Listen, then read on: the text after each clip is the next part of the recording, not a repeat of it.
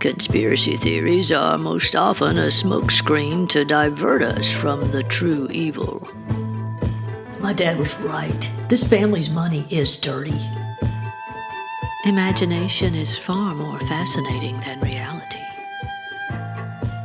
Welcome to Working for Uncle Henry, the podcast. I'm the author and your host, Angela Mullins. Chapter 10. Everyone's regular morning schedule resumed the next day. Henry and Edith were already seated for breakfast and working on the day's crossword when Parker took what had become his usual seat at the table. He had been at the estate for less than a week, but was already getting accustomed to life there. The food was perhaps his favorite. He'd never known Gerard to be such a good cook. "Where's Jennifer?" Parker asked almost sarcastically as he scooped up a spoonful of still-cut oatmeal oozing with honey and blueberries. He knew eventually the breakfast hour would come too early for her lifestyle. "Oh, she headed back to the city," Edith said. "Did she not say goodbye?" "No," Parker said stoically. "Gerard drove her to the train station in Newport Sound last evening. Something about shooting with flamingos." She considered the scenario. "Oh, I do hope she meant with cameras and not guns. Henry, do people actually hunt flamingos? I suppose they would be easy to spot. Perhaps that's what pink camo is for." "Oh, dear." She sipped her coffee while the look of concern on her face faded. "But that's not like her to be so rude," she said, turning back to Parker. "She should have spoken to you before she left." "Well, we had a little argument." He glanced toward Henry, but only saw his fingers gripping each side of the newspaper spread out in front of him. "You two always did go at it now and then. You'd get mad at each other and then you'd make up. I'm sure you will again," Edith said before finishing her coffee. Parker blushed. Making up usually consisted of Jennifer coaxing him into forgiving her. No real apologies, just lots of flirtatious manipulation. Jennifer's magnetism was unexplainable and irresistible and usually ensured she got whatever she wanted. Parker had been the victim of that charm, getting him into trouble more times than he cared to remember.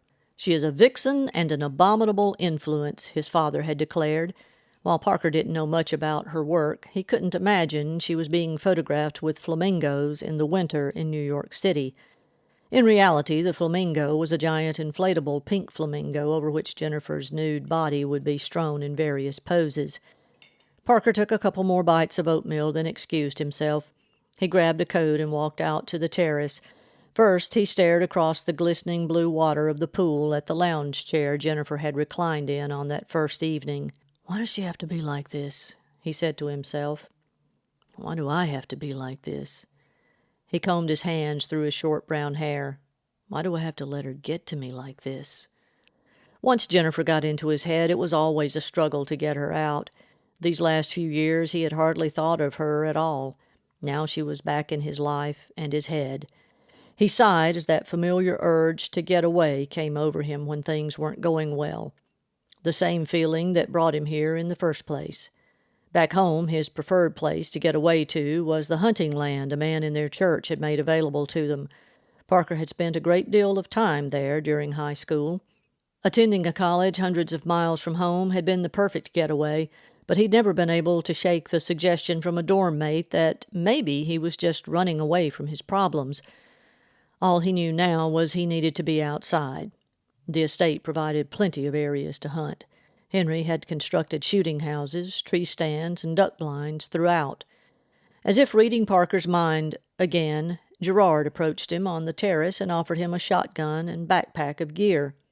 Parker smiled, took the gear, and proceeded out the back gate of the walled-in main yard. He turned down the first trail he came to on his right, then stopped to breathe in the crisp, fresh air. The sights, the smells, and sounds of the forest were invigorating, and always made him think of God. It was his favorite place to connect, and connecting was what he needed most.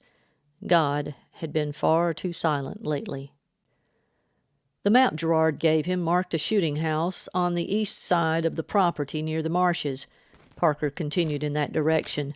Damp, icy leaves squished and crunched beneath his boots. The temperature warmed up slightly after a freezing cold New Year's Eve and day. The fresh winter air had given way to a musky, earthy smell. He settled into the shooting house for about an hour, talking to God more than looking for prey. Then he heard the clacking and knocking of a whitetail rubbing his antlers against a nearby tree. He could see enough of the deer's body through the underbrush. He fired. The deer bolted away. Parker sighed. He really wasn't focused on this, so he decided to walk, but not too far. He remembered the property line ended somewhere close to the marshes. The deeper in he walked, the creepier it got. The bald cypress and loblolly pines dressed in Spanish moss made you expect to see Swamp Man plowing through the foggy mist with arms outstretched like a zombie. Parker jumped at a sudden, loud rustle of leaves behind him. He turned to survey his surroundings. His eyes narrowed, straining to make out the object that had caught his attention. Was that what he thought it was? He edged forward cautiously, then quickly jumped back. A man sat amidst the pondweed in a shallow marsh spot, staring straight at him. A shirtless man, an obviously dead man. Parker stepped backwards and stumbled over a log onto the wet ground. Somehow he managed to have the presence of mind to make sure the gun he was hauling was secure and not at risk of firing accidentally. His heart pounded so hard he was sure if anyone else had been there they would have heard it. He scrambled back to his feet and took a deep breath. The seat of his pants and one coat sleeve, now covered in wet clay, made the not-so-terribly cold morning become terribly cold. Or maybe it was his nerves causing his uncontrollable shivers. His gloved hand quivered as he rubbed his tobogganed head and tried to gather his thoughts. He fumbled around in his pockets for his cell phone. No signal. Examining the property map, Parker figured he was closer to someone else's house than the estate, so he set out in search of the closest house. Fallen trees from a hurricane landing during the summer hampered his speed. His boot caught one, and he thudded onto the ground. His gaze shot back as if what he had just seen might be chasing him. He tried to stand. Something held him back. He swallowed hard and looked at his left foot. His boot grommets were tangled in cordgrass. He ripped and pulled at the wet strands to free himself. Parker was pretty much soaked from head to toe by the time he resumed his trek through the shallow marsh. His boots began to bog down in the wet clay, like his boot was about to be sucked off with each step. The farther into the marshes he got, the thicker the fog became. He was no longer sure if he was on Archer property or even headed in the right direction. His Boy Scout troop didn't cover swamps and fog. He trudged along until finally a small 2-story shack on stilts towering just above the marsh came into view. He hurried to it and banged repeatedly on the door. An orange pickup parked in the dirt driveway gave him hope someone was home. After several more knocks, the door creaked open. "Parker?" the voice between the cracked doorway said. "Parker Madison?" The door flung open to reveal a chubby, dark-skinned fellow with a ponytail and black-rimmed glasses. He peeked his head out the door to survey the area as if making sure Parker was alone. Parker looked around too, then settled his eyes on his old college buddy. Izu? He had lost touch with Izu Patel after graduation. Izu seemed to have vanished off the face of the earth.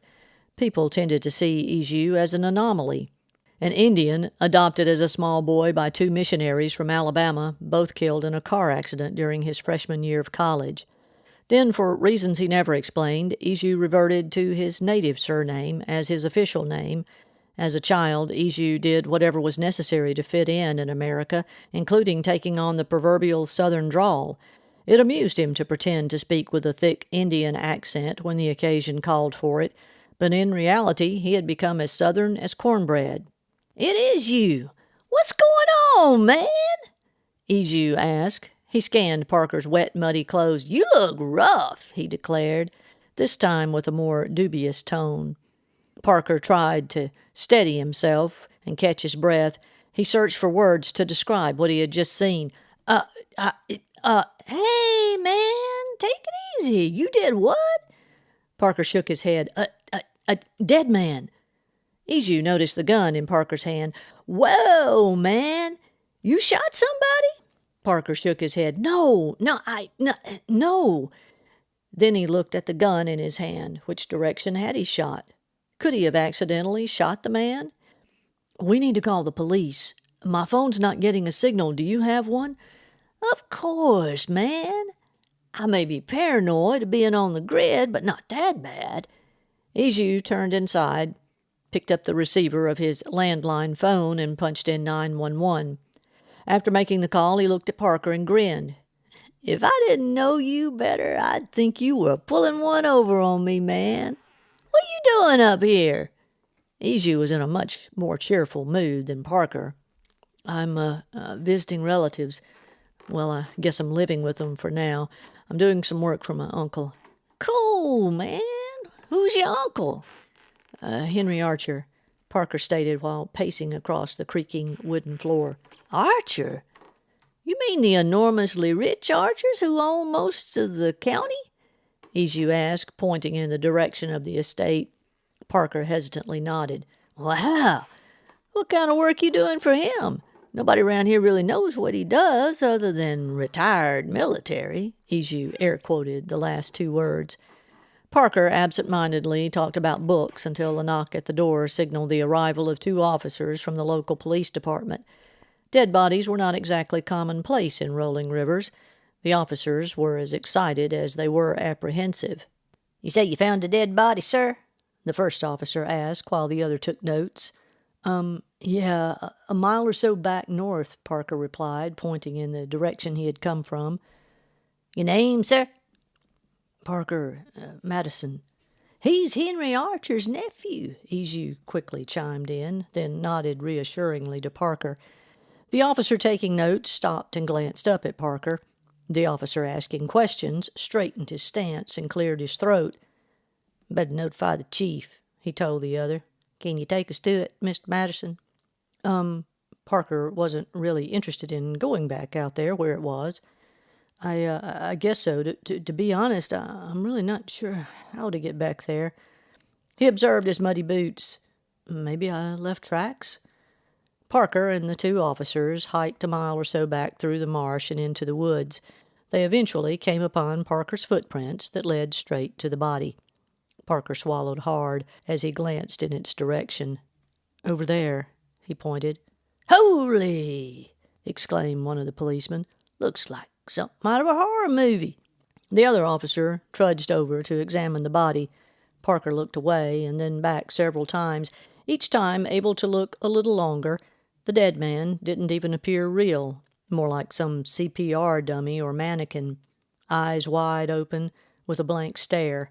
Parker registered something vaguely familiar about the face, but the greenish tint and lifelessness hindered him from making a connection with whom it was. Yeah, I'd say he's dead, said the other officer, who ventured over to get a closer look. Must have gotten lost out here and froze to death. All he's wearing is his underwear. He just sat right up by himself, I guess, Parker said. Do they do that? Yeah, it's gas. The other officer said, and then laughed at his comment. My granddaddy was coroner in the next county over for years. He used to tell us all kinds of creepy stories about dead bodies moving and sitting up and stuff like that. It scared us kids to death. After the EMTs and another set of officers arrived, one offered to take Parker home, but for some unexplainable reason, he preferred walking back. The shooting house was in sight, and he knew his way back from there. His cautious eyes roamed everywhere along the way. A brisk breeze developed, and coupled with the sun and mossy trees, plenty of eerie, shadowy companions emerged to follow him on his way. He prayed for his safety and thanked God it wasn't him who had frozen to death out there. A dead body sitting up reminds me of a story a high school friend told of exploring another friend's family funeral home. They, too, experienced the effect gas releases have on a corpse. It was a funny story after the fact. And if Izu doesn't sound mysterious enough yet, just wait. Thanks for listening. If you're enjoying the podcast, I would appreciate a review. Check out the books for Uncle Henry on Amazon. Purchasing links are in the show notes. Next time, the police chief reveals the identity of the dead body.